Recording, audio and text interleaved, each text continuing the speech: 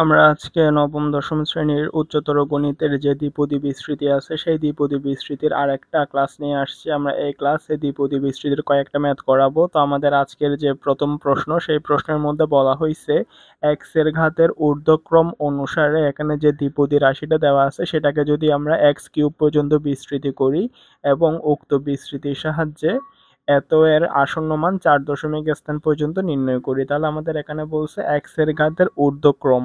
ঊর্ধ্বক্রম মানে হচ্ছে ছোট থেকে বড়, এক্স এর ঘাত মানে হচ্ছে এক্স এর পাওয়ার ছোট থেকে বড় হবে।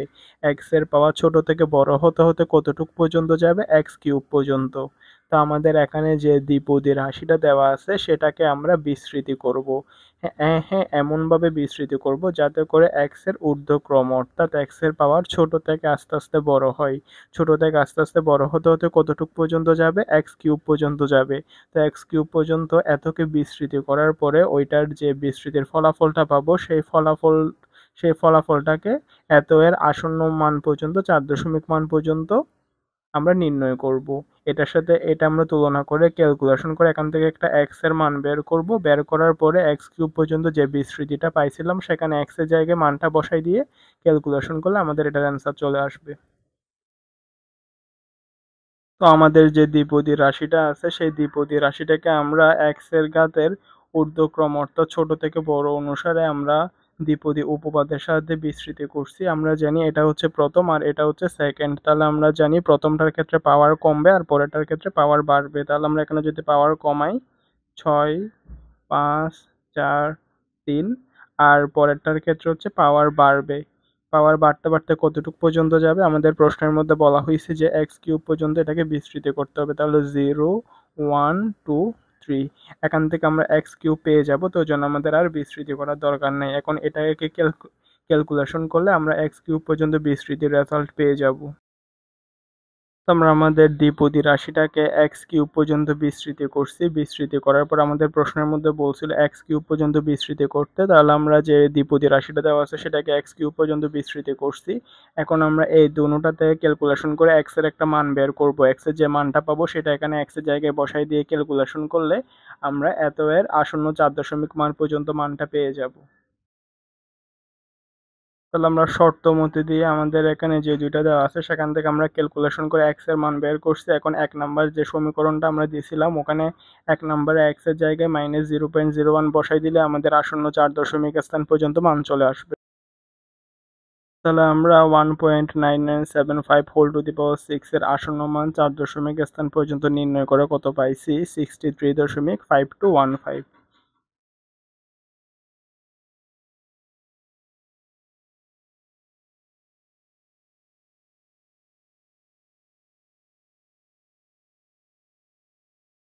এখানের মাঝখানের ক্যালকুলেশনগুলো সিম্পল ক্যালকুলেশন, তো ওই জন্য আশা করি এগুলো সবাই পারবে। ওই জন্য আমি ভিডিওটা পজ করে নিজের ক্যালকুলেশন নিজেই করছি, আর নাহলে ভিডিও লম্বা হয়ে যাবে।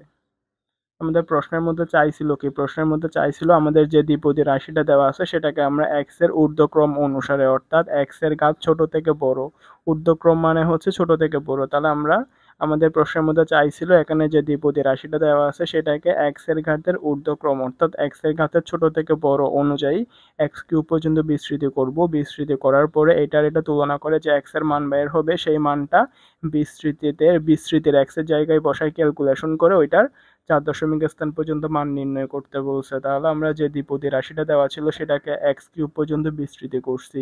এক্স কিউব পর্যন্ত এক্স এর ঘাতের ঊর্ধ্বক্রম অনুসারে অর্থাৎ এক্স এর মান এক্স এর পাওয়ার ছোট থেকে বড় হবে। এখানে ছোট থেকে বড় হয়েছে 0, 1, 2, 3।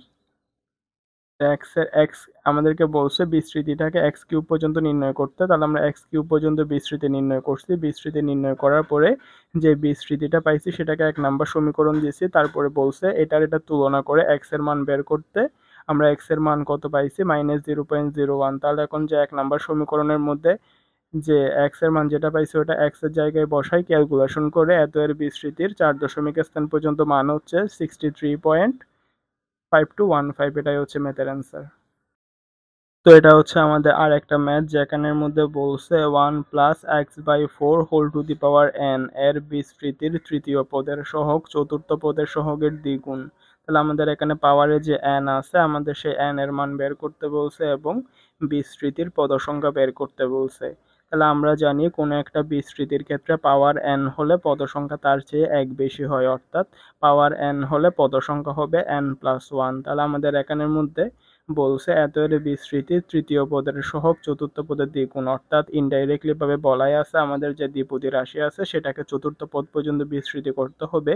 বিস্তৃতি করার পর এখানে শর্ত মতে লিখব তৃতীয় পদের সহগ সমান 2 ইন্টু চতুর্থ পদের সহগ, যেহেতু তৃতীয় পদের সহগ চতুর্থ পদের সহগের দ্বিগুণ, তাহলে আমরা এটার প্রথম চারটা পদ পর্যন্ত বিস্তৃতি করব। বিস্তৃতি করার পরে লিখব শর্ত মতে তৃতীয় পদের সহগ সমান 2 ইন্টু চতুর্থ পদের সহগ, তখন থেকে ক্যালকুলেশন করে n এর মান বের করব।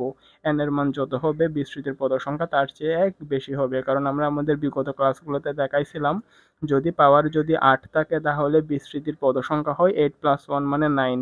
পাওয়ার যত থাকবে বিস্তৃতির পদ সংখ্যা তার এক বেশি হবে। তাহলে আমরা আমাদের যে দ্বিপদী রাশিটা দেওয়া আছে সেই রাশিটাকে দ্বিপদী উপপাদ্যের সাহায্যে চতুর্থ পদ পর্যন্ত বিস্তৃতি করছি, কারণ আমাদের বলা হয়েছে তৃতীয় পদের সহগ চতুর্থ পদের সহগের দ্বিগুণ, যেহেতু এখানে লাস্ট পদ চতুর্থ পদ পর্যন্ত উল্লেখ করা আছে তাহলে আমরা চতুর্থ পদ পর্যন্ত উল্লেখ করছি। চতুর্থ পদের পরও আরও পদ আছে ওই জন্য আমরা ডট ডট ডট দিছি, প্রথম পদ দ্বিতীয় পদ তৃতীয় পদ চতুর্থ পদ। আর আমরা জানি বিস্তৃতির ক্ষেত্রে প্রথমটার পাওয়ার কমে পরেরটার পাওয়ার বাড়ে, তাহলে এখানে সর্বোচ্চ পাওয়ার হচ্ছে n, তাহলে সর্বোচ্চ পাওয়ার থেকে কমবে, এটা হচ্ছে n, তার থেকে এক কম এক এক করে কমে, তার মানে n-1 n-2 n-3।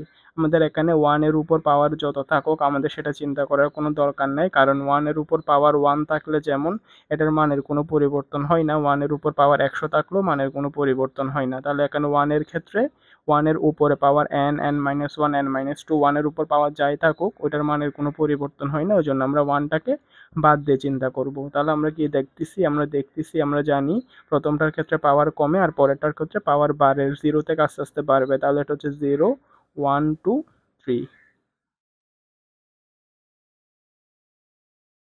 তাহলে আমরা প্রথমটা পাচ্ছি NC0, 1 এর উপর পাওয়ার যাই থাকুক এটা কাউন্ট হয় না, ওই জন্য আমরা এই 1 এর পাওয়ারগুলোকে বাদ দিব, আর কোনো কিছুর উপর পাওয়ার 0 মানে হচ্ছে 1, তাহলে এখানে শুধু আমরা NC0 পাচ্ছি। আর এটা হচ্ছে NC1, 1 এর উপর পাওয়ার যত থাকুক এটা হিসাবের বাইরে ওইটাকে বাদ দিব, তাহলে এই দিক থেকে পাচ্ছি আমরা x/4, এই দিক থেকে পাচ্ছি NC2, 1 এর পাওয়ার আমরা বাদ দিব, এখান থেকে পাচ্ছি আমরা x²/16, আর এখান থেকেও যদি 1টাকে বাদ দিই তাহলে হচ্ছে NC3। হ্যাঁ, 1 এর উপর পাওয়ার যত থাকুক সেটা কাউন্ট হয় না, 1 এর উপর পাওয়ার 10 থাকলেও যেমন 1 এর মান 1 থাকে, 1 এর উপর পাওয়ার 100 থাকলেও 1 এর মান 1 থাকে। তো কোনো কিছুর সাথে 1 গুণ করা যে কথা, গুণ না করাও সেম কথা। তাহলে আমরা এখান থেকে কত পাচ্ছি, এখান থেকে পাচ্ছি x³/4³ সমান হচ্ছে 64।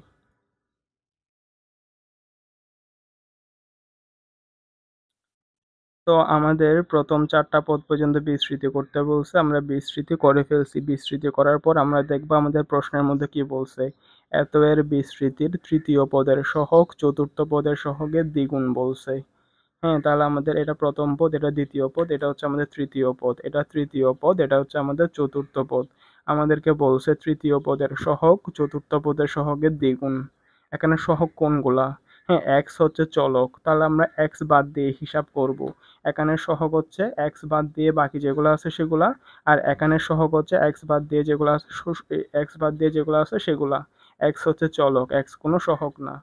তাহলে আমাদেরকে বলছে তৃতীয় পদের সহগ চতুর্থ পদের সহগের দ্বিগুণ, তাহলে আমরা লিখব প্রশ্ন মতে বা শর্ত মতে তৃতীয় পদের সহগ কোনটা। তৃতীয় পদের সহগ হচ্ছে NC2, এক্স এমনি এক্স এর সবগুলাই বাদ, তাহলে তৃতীয় পদের সহগ হচ্ছে NC2 1/16। তৃতীয় পদের সহগ সমান 2 ইন্টু চতুর্থ পদের সহগ। হ্যাঁ, চতুর্থ পদের সহগ কত? চতুর্থ পদের সহগ হচ্ছে NC3, এক্স এর সবগুলাই বাদ। হ্যাঁ, এক্স হচ্ছে চলক, এক্স কোনো সহগ না, তাহলে চতুর্থ পদের সহগ হচ্ছে NC3 1/64। আমাদের প্রশ্নের মধ্যে বলছে এত এর বিস্তৃতির তৃতীয় পদের সহগ চতুর্থ পদের সহগের দ্বিগুণ, তাহলে তৃতীয় পদের সহগ চতুর্থ পদের সহগের দ্বিগুণ। এটা হচ্ছে আমাদের তৃতীয় পদের সহগ, এটা হচ্ছে কি আমাদের চতুর্থ পদের সহগ। তৃতীয় পদের সহগ চতুর্থ পদের সহগের দ্বিগুণ। এবার আমরা ক্যালকুলেশন করলে হয়ে যাবে। আমরা জানি, আমরা একটা সূত্র জানি, সূত্রটা কি? সূত্রটা হচ্ছে NCR সমান n factorial r factorial n minus r factorial, এটা আমরা দেখাইছিলাম। তাহলে এটা হচ্ছে NCR, NCR সমান হচ্ছে n factorial r factorial n minus r factorial, আর এটা হচ্ছে 1/16 যেমন আছে তেমন থাকবে, এই 2টা এদিকে থাকুক। এনসিআর সমান হচ্ছে n factorial r factorial n minus r factorial, আর এটা হচ্ছে কত 1/64। আশা করি এখানে হিসাবটা ক্যালকুলেশনটা সবাই পারেন, তাও আমি দেখাই দিই। এখানে n-2 ফ্যাক্টোরিয়াল n-2 ফ্যাক্টোরিয়াল কাটাকাটি, n-3 ফ্যাক্টোরিয়াল n-3 ফ্যাক্টোরিয়াল কাটাকাটি। তারপর এখানে আছে এখানে আমরা চাইলে এরকম পাশাপাশিও কাটাকাটি করতে পারি। n ইন্টু n-1 এটা উপরের সংখ্যা, n ইন্টু n-1 এটা উপরের, হ্যাঁ তাহলে এখানে দুটোটা কাটাকাটি।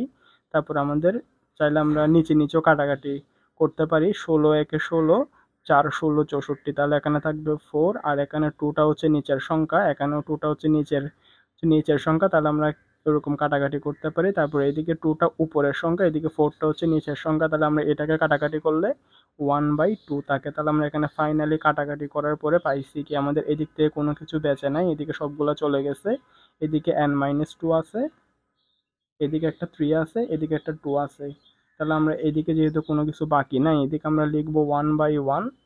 হ্যাঁ, আর এদিকে উপরে কত আছে, উপরে আছে n-2, আর এদিকে নিচে আছে 3, নিচে আছে 2, তার মানে কত 3 দুগুণা 6। তাহলে আমরা ক্যালকুলেশন করলে 6 সমান n-2, তাহলে 6 প্লাস 2 সমান n।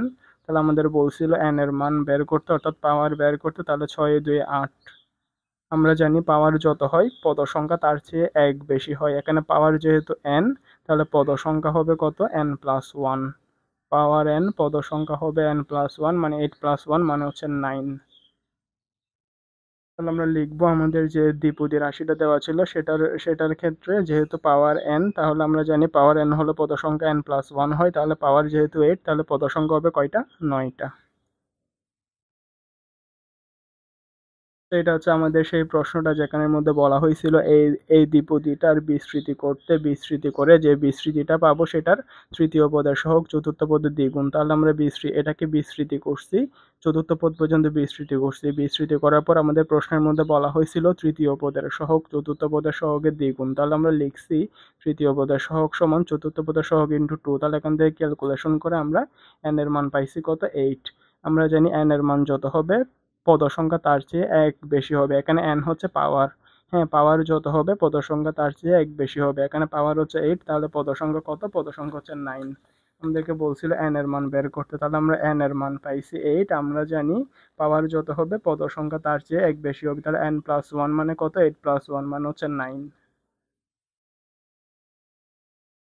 আশা করি আজকের যে দুটা ম্যাথ করাইছি সেই দুটা সবার বুঝে আসছে। যদি না বুঝে থাকেন তাহলে ম্যাথগুলো আরেকবার দেখিয়েন প্রথম থেকে।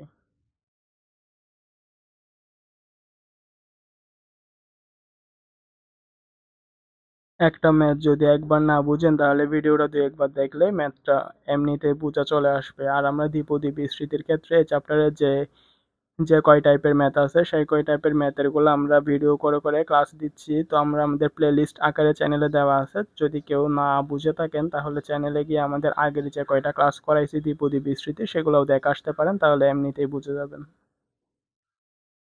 এটা হচ্ছে অ্যান্সার।